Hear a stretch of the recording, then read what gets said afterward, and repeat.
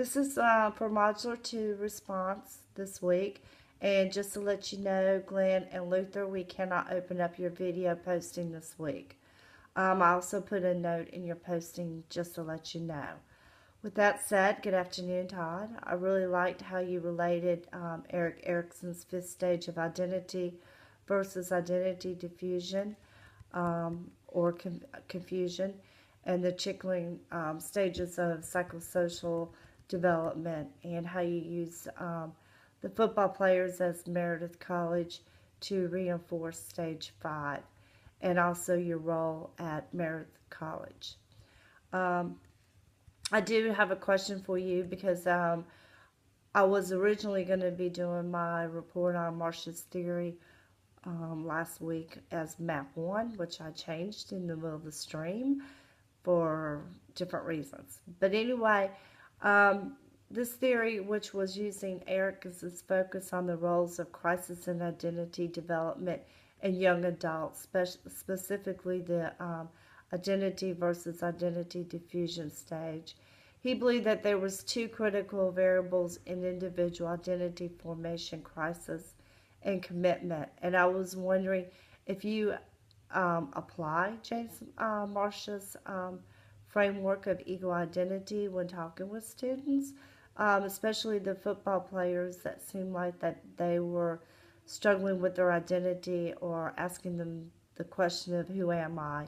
And I was just wondering, if you did use this theory, how would you classify majority of the students, especially the football players? Would you say that they were more identified? There was 2. I'm trying to think what 2 they were. The identity achievement, which was crisis and commitment, or the moratorium, which is crisis with no commitment. And the reason why I'm asking this question is because I have the opportunity to work at UNCW with students that goal is to become a teacher when they first come to UNCW. And when you sit down and you talk to these freshmen and ask them, well, why do you want to be a teacher?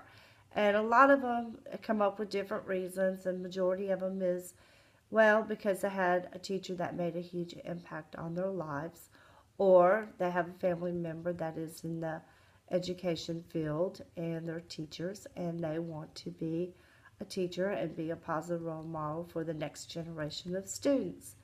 But a lot of our students, or a few of them, once they get into their junior year, they get the experience of going into the classroom or having the opportunity to work in the community as a tutor, and they find out that this is not their goal.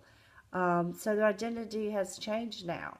They've always been classified as, I am going to be a teacher and this is what my life is going to be like. Well, a lot of them, they're in their junior year, so they only have a year and a half left at a 4-year institution. So I found that the James Marsh's ego status was really interesting because, like I said, there was 2 variables, crisis and commitment. And with our students, they're in the crisis because they don't know, they don't want to be a teacher, but they have this commitment that this is what I want to do, this is why I came to school. And the only way is to pretty much change majors, but they usually don't. So I would say most of our students are identity achievement. They're in crisis, but they are committed to finish out their 4 years, and then there's usually a possibility that they come back and get a master's degree, or they take an extra couple classes to change their profession. But that was my question for you, was about the James Marsh's ego identity theory, and wondering what is your input on it. Thanks, and I'll talk to you later. Bye-bye.